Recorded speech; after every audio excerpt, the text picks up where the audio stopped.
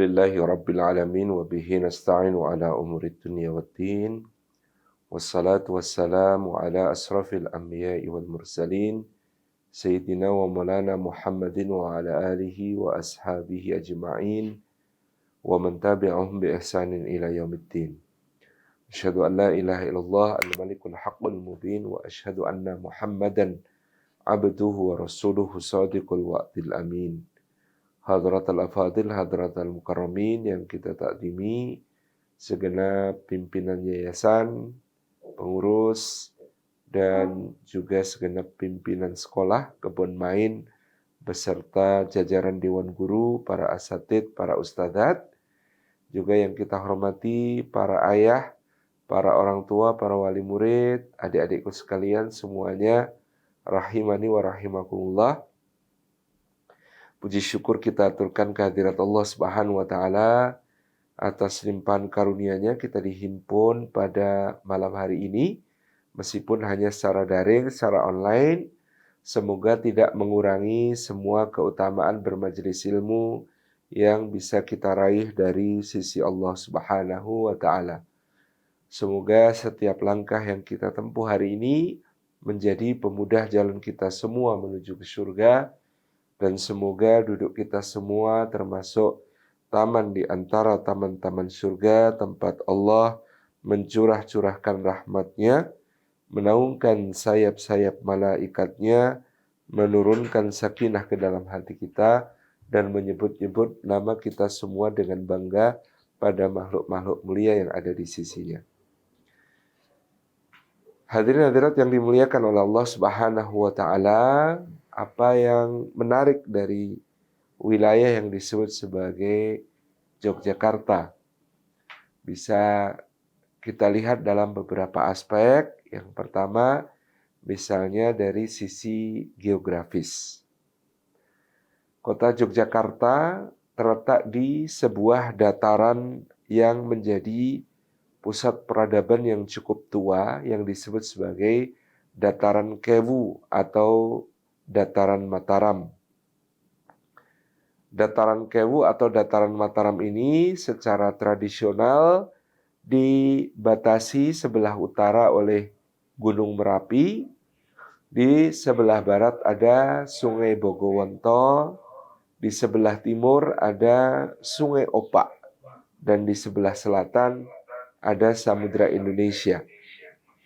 Wilayah yang disebut sebagai dataran Kewu atau dataran Mataram ini sejak dahulu terkenal dengan kesuburannya karena dia berada di sebuah wilayah aluvial yang merupakan daerah aliran sungai-sungai yang berhulu di Gunung Merapi.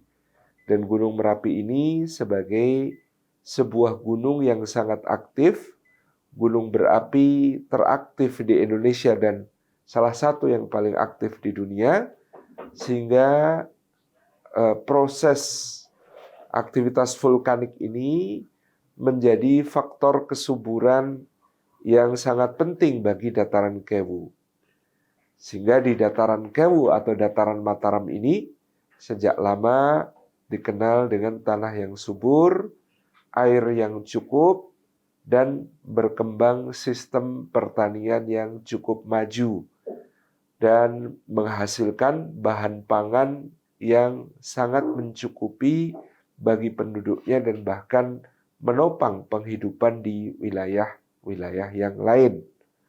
Dataran Kewu atau dataran Mataram pertama-tama dalam prasasti Canggal disebutkan tentang nama Rakai Mataram Sang Ratu Sanjaya atau penguasa Mataram yang disebut sebagai Sang Ratu Sanjaya. Ini menandai sebuah kerajaan besar berdiri di wilayah dataran Mataram atau dataran Kewu di abad ke-8 Masehi. Dan ini menunjukkan wilayah ini telah dihuni oleh banyak penduduk dan membangun sebuah peradaban tersendiri, dan di sana berdiri sebuah kerajaan dengan sistem administrasi yang maju dan memberi kita peninggalan-peninggalan sejarah yang monumental sampai hari ini. Karena faktor kesuburan dari aktivitas vulkanik Gunung Merapi ditunjang juga dengan cukupnya air, sungai-sungai yang mengalir yang ada di antaranya, kemudian lahan pertanian yang maju, juga kekayaan yang besar yang kemudian menjadi ciri dari masa tersebut. Bisa kita lihat di situs Liangan yang terletak di Wonosobo sebagai salah satu daerah subkultur Mataram pada saat itu ditemukan dari peninggalan abad ke-7 dan abad ke-8 itu banyak sekali barang-barang keramik dari Tiongkok, yakni pada masa dinasti Liang dan dinasti Tang yang sangat-sangat menakjubkan ya, karena dia bukan sebuah kota pantai, bukan sebuah kota pelabuhan, pusat perdagangan yang ada di pesisir, tetapi di pedalaman pun ya barang-barang yang beredar secara internasional telah masuk dengan begitu masif. Demikian pula penemuan di wilayah Prambanan di Klaten, di mana perhiasan-perhiasan dari emas dengan teknik pembuatan yang sangat maju, sangat advance, berasal dari abad ke-7 dan abad ke-8, juga mengundang decak kagum yang luar biasa.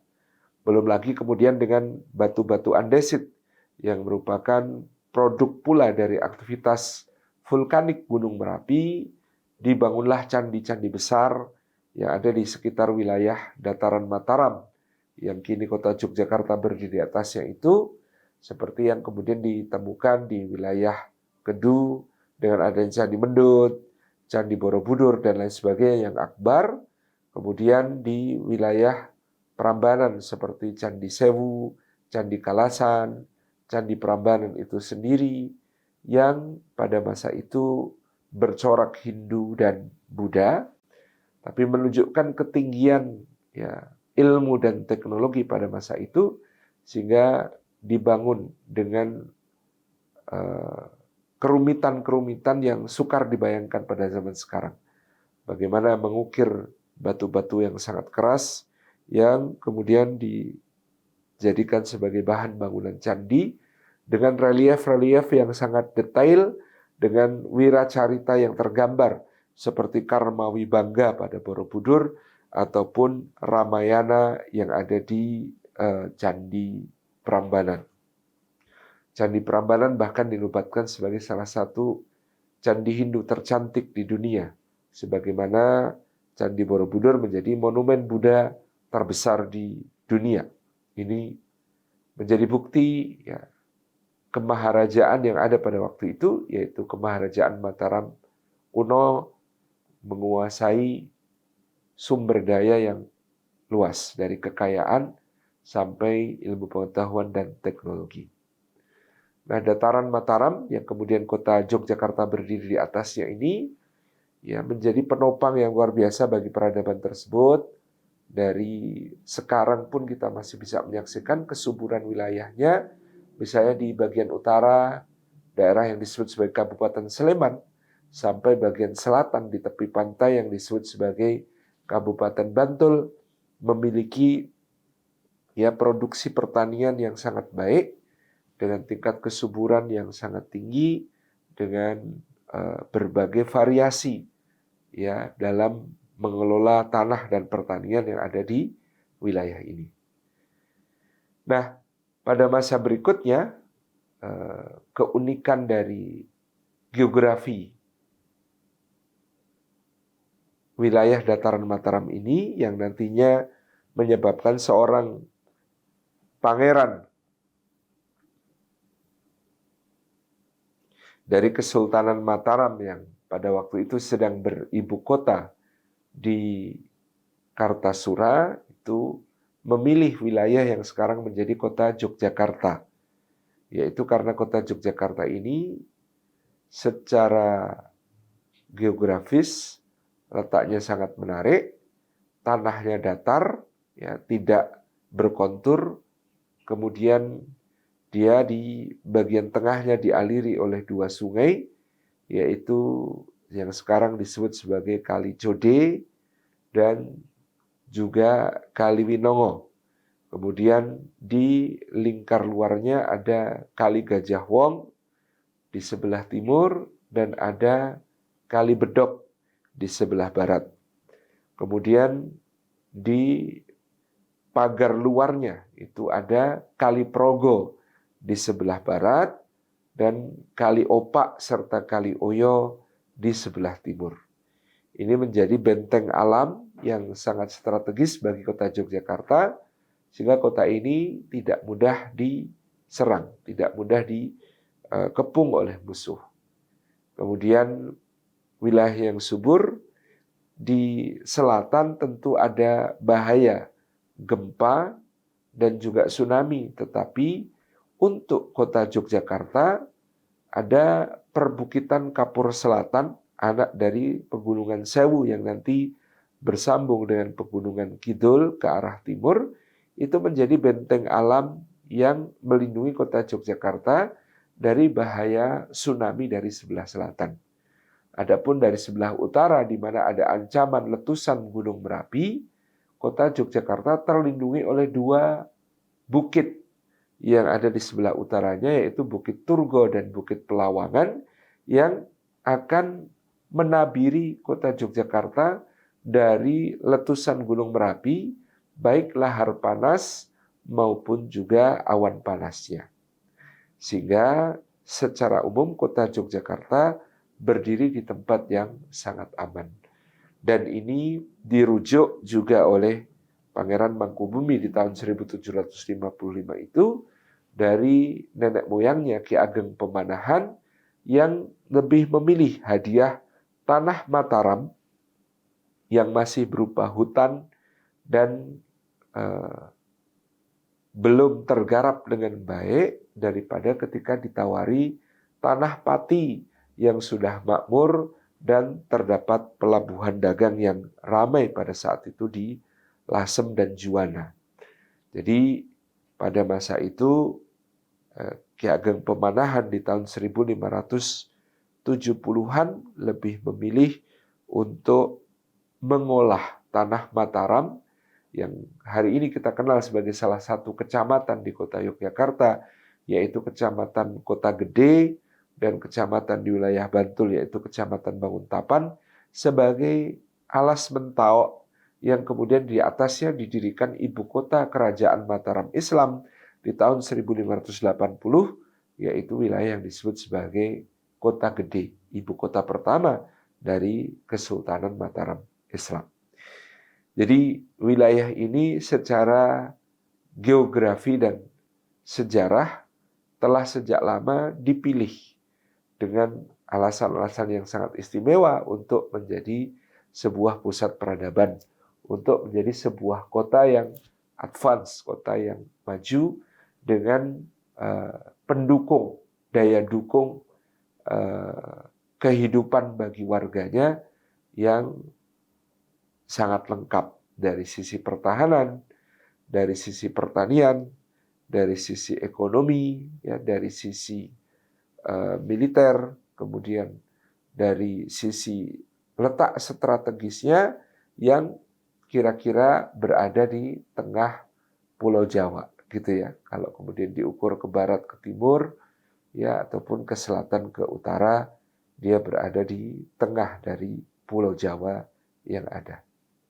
Panembahan Senopati, putra Ki Ageng Pemanahan yang kemudian mendirikan Kesultanan Mataram Islam di tahun 1580, itu memilih Mataram sebagai wilayah yang aman. Kalau kemudian ibu kotanya didirikan di wilayah pesisir, akan mudah diserang musuh, akan mudah untuk kemudian mendapatkan pengaruh-pengaruh budaya luar.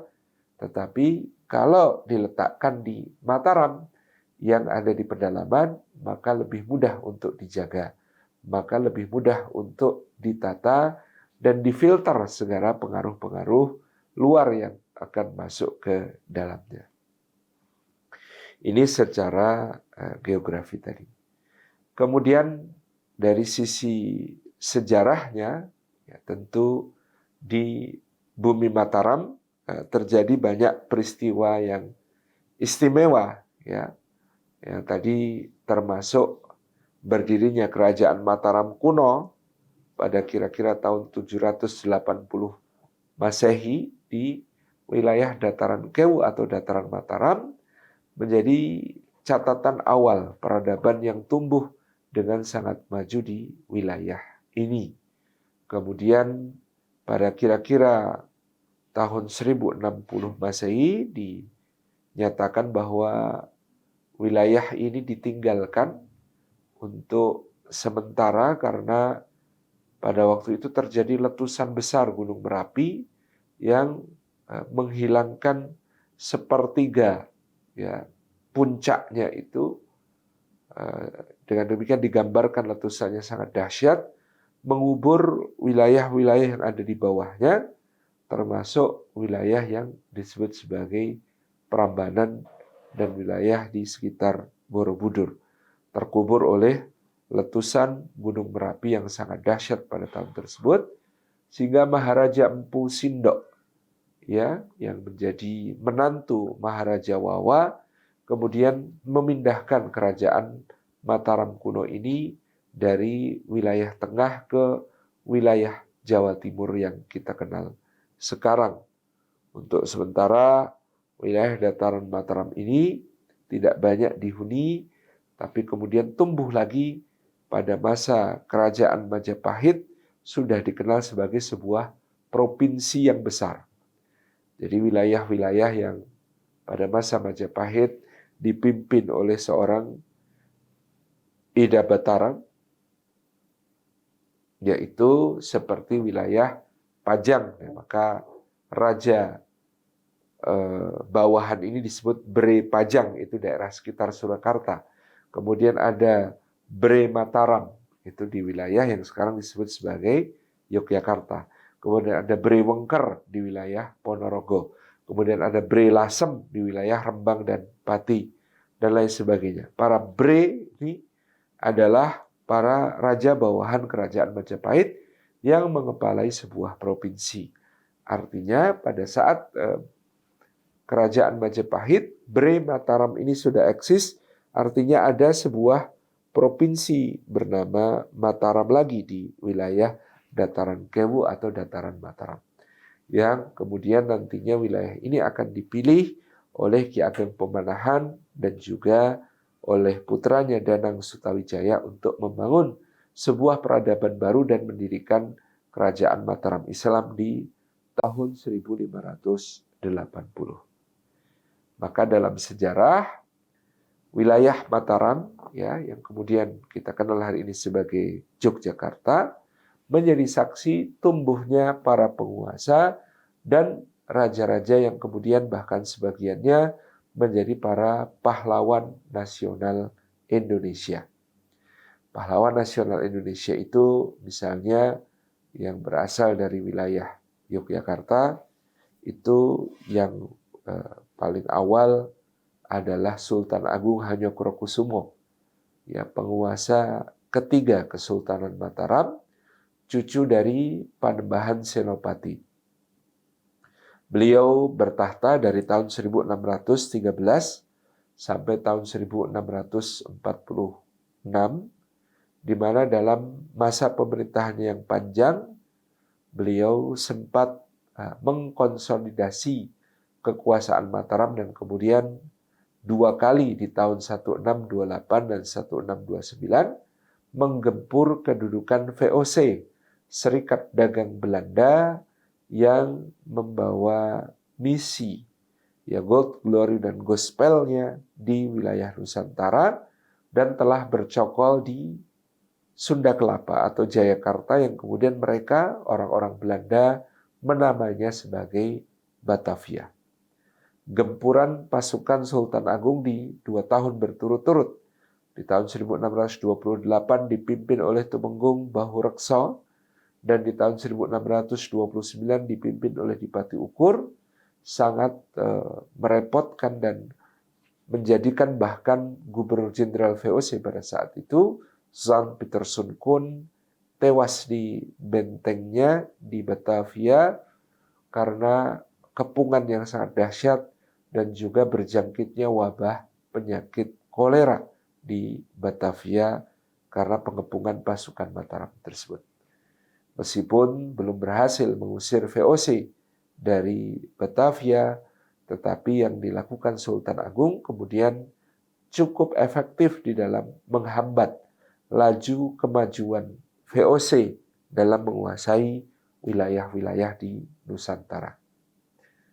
Sultan Agung kemudian mulai tahun 1633 berkonsentrasi untuk memakmurkan penduduk di wilayahnya, membangun di antaranya selokan Mataram untuk menghubungkan Sungai Progo di barat dengan Sungai Opak di timur dan menjadi sumber pengairan atau irigasi bagi pertanian yang luas di wilayahnya.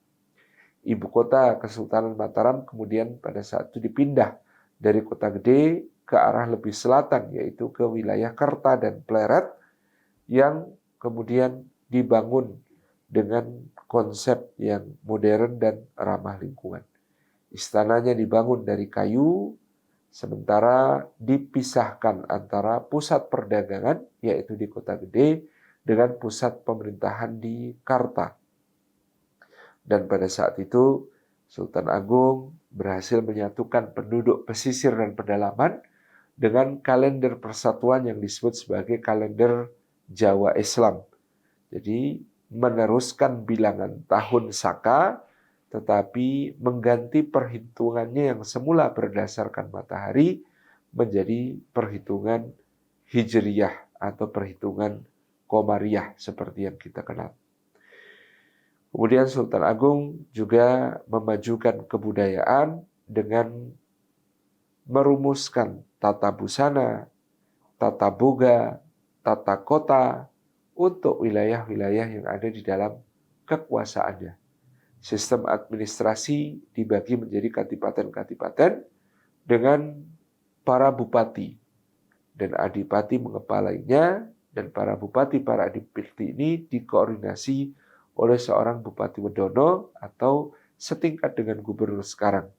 Bupati Wedono Wetan yang berkedudukan di Surabaya dijabat oleh Pangeran Peke, Bupati Wedono Tengah yang berkedudukan di Kendal atau dekat Semarang dijabat oleh Tumenggung Bawareksa pada saat itu, dan Bupati Wedono Kulon yang berkedudukan di Sumedang dan Ukur atau wilayah Bandung dikepalai oleh Pangeran Rangga dan juga Dipati Ukur pada saat itu.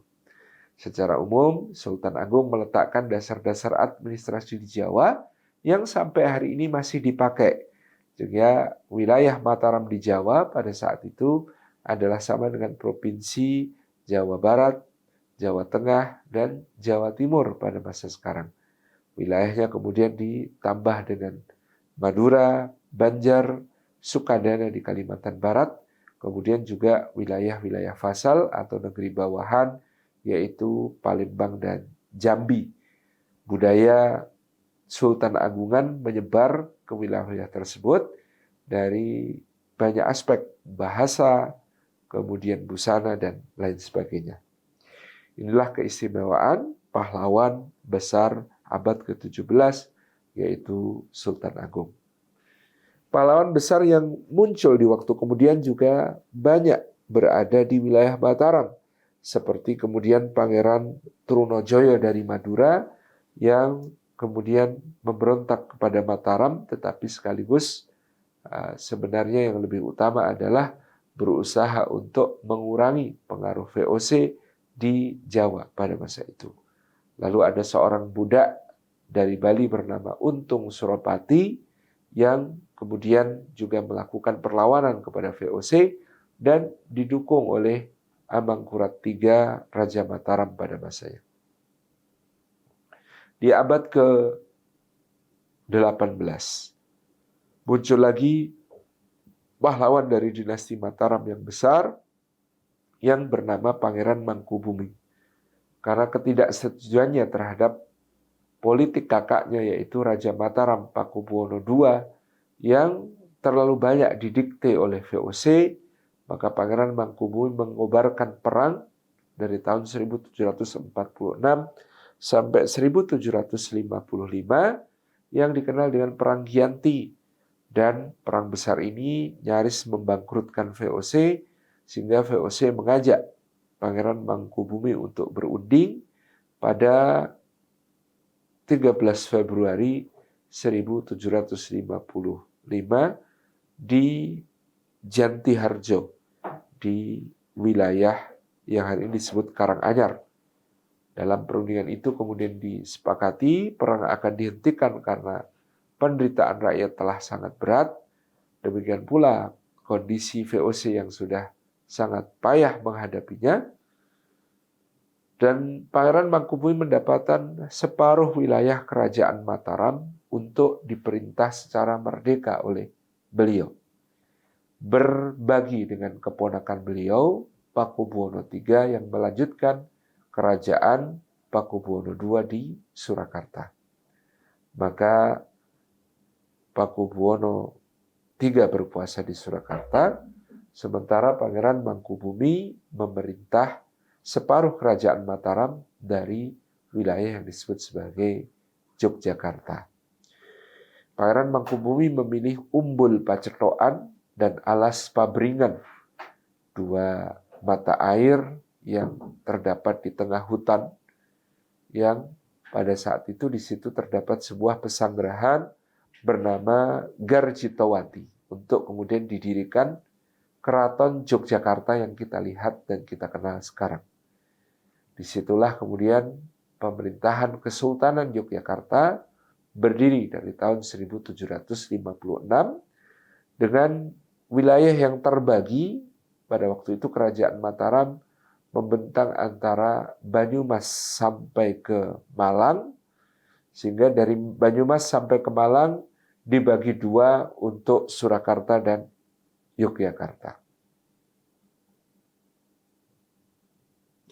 Dan dari Surakarta dan Yogyakarta, dua kerajaan kakak beradik inilah dinasti Mataram kemudian berlanjut, tetapi budaya Mataraman dilanjutkan oleh Yogyakarta, sementara Surakarta yoso enggal atau membuat satu budaya gagrak baru yang disepakati di Perjanjian Jatisari.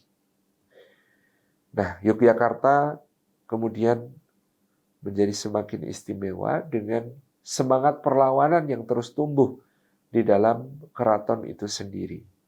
Cicit dari Pangeran Mangkubumi atau Sri Sultan Hamengkubuwono pertama, yaitu putra Sri Sultan Hamengkubuwono III bernama Pangeran Diponegoro, nantinya mengobarkan perang yang sangat dahsyat melawan kolonial Belanda yang sampai menghabiskan anggaran Belanda senilai 20 juta gulden untuk menghadapinya, menewaskan 15.000 serdadu Belanda, dan membuat kas keuangan kerajaan Belanda bangkrut.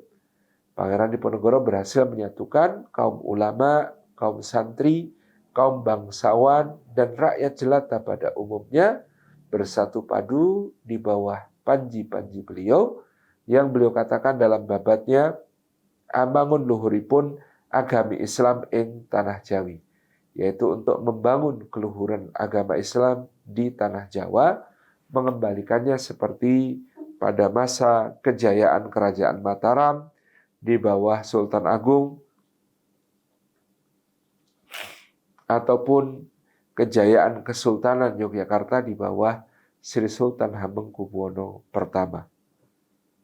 Kemudian dari wilayah Yogyakarta pula nanti muncul Sri Sultan Hamengkubuwono ke-9 dan Sri Pakualam ke-8, raja dari Keraton Yogyakarta dan Kadipaten Pakualaman, yang sejak awal Republik Indonesia diproklamasikan langsung menyatakan diri bergabung dengan Republik Indonesia dan menjadi daerah istimewa di dalam negara Republik Indonesia tersebut.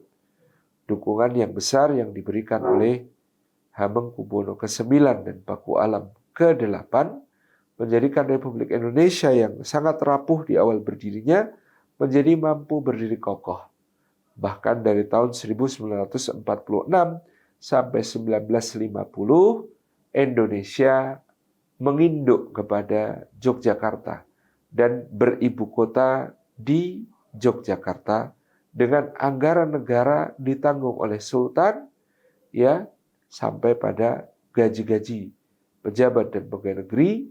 Dan bahkan ketika terjadi agresi militer kedua Belanda menyerang ibu kota Yogyakarta pada tahun 1948 bulan Desember, Sri Sultan dan seluruh keluarga keraton dengan penuh keberanian membela Republik Indonesia, melindungi para tentara dan gerilyawan Republik Indonesia untuk terus melakukan perlawanan, dan bahkan beliau menginisiasi serangan umum 1 Maret 1949 yang dipimpin oleh Letnan Kolonel Soeharto untuk membuktikan kepada dunia bahwa negara Indonesia dan Tentara Nasional Indonesia masih eksis dan masih mendapatkan dukungan rakyat yang sangat luas.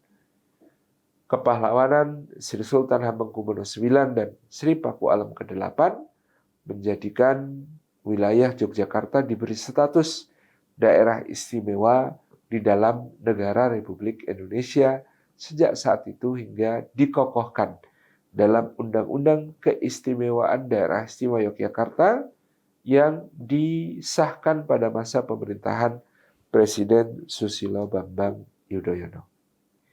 Ini dari sisi sejarah yang terus menjadi kebanggaan rakyat Yogyakarta. Di sisi lain, kota Yogyakarta dibangun menurut sumbu filosofis. Bagaimana kemudian Keraton Yogyakarta tepat berada di tengah-tengah antara Gunung Merapi di utara dengan Laut Selatan.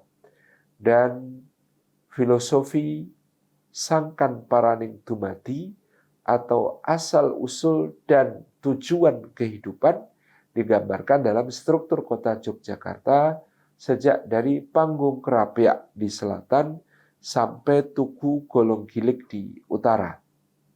Juga di dalam bangunan-bangunan inti keraton dari berbagai hal yang menjadi filosofi, yakni vegetasinya, pohon-pohonnya, simbol-simbol pada bangunannya, jumlah dan angka, sampai kemudian bentuk-bentuk dan tipologinya, semuanya menggambarkan filosofi yang Islami, filosofi kehidupan, asal-usul dan tujuan kita dalam menghamba kepada Allah Subhanahu wa Ta'ala.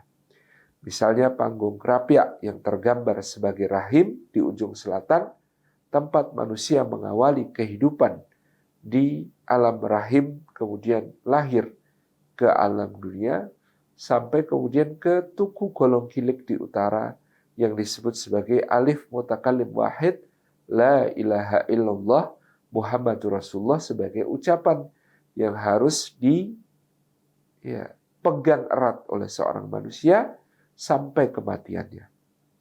Dari situ memasuki wilayah-wilayah inti keraton, semuanya berupa gambaran filosofis dan nasihat-nasihat kehidupan untuk manusia. Seperti misalnya adanya vegetasi pohon, misalnya pohon pelem atau pohon mangga, kemudian ada pohon pakel atau mangga gunung, mangga hutan, kemudian ada pohon kueni atau mangga hutan juga. Ya, pakel, pelem, kueni itu menyimbolkan anak remaja, pakel itu akil balik, pelem itu gelem artinya mau melaksanakan syariat, kueni itu wani atau berani, artinya berani bertanggung jawab atas semua perbuatannya. Kemudian ada pohon sinom atau pohon asam yang menggambarkan esem. Ya, asem itu esem. Ya. Anak kecil itu harus selalu dimanjakan dengan senyuman yang indah, dan sinom, ya, dia harus dididik untuk menjadi anak muda yang tangguh dalam berbagai aspeknya. Nah, misalnya juga dalam bentuk bangunan, pagar masjid gede terbuat dari ukiran berbentuk buah labu atau waluh untuk mengingatkan pagar tauhid waluh wallah qul huwallahu ahad. Kemudian di dalam serambinya terdapat ukiran buah nanas yang menyimbolkan perlindungan untuk manusia, yaitu qul a'udzu birabbin nas. Kemudian ada sulur-sulur yang saling bertaut yang disebut sebagai lunglungan atau tulung-tulungan, yaitu wa ta'awanu 'alal birri wat taqwa. Kemudian ada wajik yang menggambarkan pengadilan akhirat yang dahsyat, dan hendaklah mahkamatul kabirah atau pengadilan agung dunia itu ditaati. Waji'a yauma idzin bi jahannam, ya, itu yang kemudian digambarkan oleh wajik. Lalu ada buah salak yang terukir di mihrab sebagai perlambang ilmu pengetahuan dari hadis man salaka thariqan. Kemudian ada bunga gambir, gada, dan daun gambir, gada, dan juga daun kluweh, ya, bunga gambir, daun kluweh, dan gada yang ada di puncak mustoko masjid untuk menggambarkan bagaimana kita secara totalitas menghamba kepada Allah Subhanahu wa Ta'ala dengan tauhid yang digambarkan oleh gada, dan kemudian juga dengan mengakui segala karunia itu dari Allah. Qul innal fadla biyadillah, segala kaluihan itu milik Allah. Vegetasinya di depan masjid gede ditanami pohon sawo yang bermakna sawu sufufakum atau hendaklah merapatkan shaf. Ini contoh-contoh bagaimana keistimewaan filosofis dari bangunan-bangunan dan vegetasi yang ada di kota Yogyakarta. Kemudian kota Yogyakarta ini, ya, dengan nilai-nilai perjuangannya menjadi kota yang istimewa, dengan semangat perlawanannya kepada penjajahan menjadi kota yang istimewa. Dan kalau adik-adik, rekan-rekan sekalian mengunjungi Yogyakarta, tentu ini salah satu lanskap yang wisatanya paling lengkap. Ada wisata sejarah, ada wisata budaya, ada wisata kuliner yang bermacam-macam tentu, bahkan secara tradisional ataupun modern. Yang tradisional tentu adik-adik mengenal berbagai macam makanan tradisional Yogyakarta yang sangat khas, dari gudegnya dan lain sebagainya. Belum lagi secara modern. Jadi ada data yang menarik, di kota Semarang itu hanya ada 700 coffee shop. Di kota Surakarta itu hanya ada 300 coffee shop. Di kota Yogyakarta itu terdapat 3.000 lebih coffee shop atau warung kopi. Jadi ini salah satu kota dengan kepadatan kopi, ya, kepadatan coffee shop yang terbesar di Indonesia. Kemudian dari wisata alam sangat lengkap, dari wisata alam pegunungan yang teman-teman dapat nikmati di sekitar Gunung Merapi, ataupun wisata alam perbukitan di wilayah Kulon Progo maupun Gunung Kidul, sampai wisata pantai dengan berbagai variasinya. Ada pantai-pantai berpasir hitam di wilayah Bantul dan Kulon Progo, ataupun pantai-pantai berpasir putih dengan tebing-tebing yang indah yang ada di Gunung Kidul, yang sangat tidak kalah dibandingkan mungkin yang banyak dikunjungi orang pantai-pantai yang ada di Bali. Kemudian di Yogyakarta juga, ya, untuk memajukan, ya, ekonomi kreatif, nah, maka Yogyakarta ini menjadi salah satu pusat kota kreatif di Indonesia. Berbagai perusahaan berteknologi tinggi bahkan berkantor di Yogyakarta. Kemudian juga perguruan tinggi favorit di Indonesia, baik yang negeri maupun swasta, juga ada di kota Yogyakarta, sekolah-sekolah favorit, dan berbagai bentuk pendidikan non-formal maupun informal lainnya yang sangat layak untuk menjadi objek studi banding ataupun pembelajaran.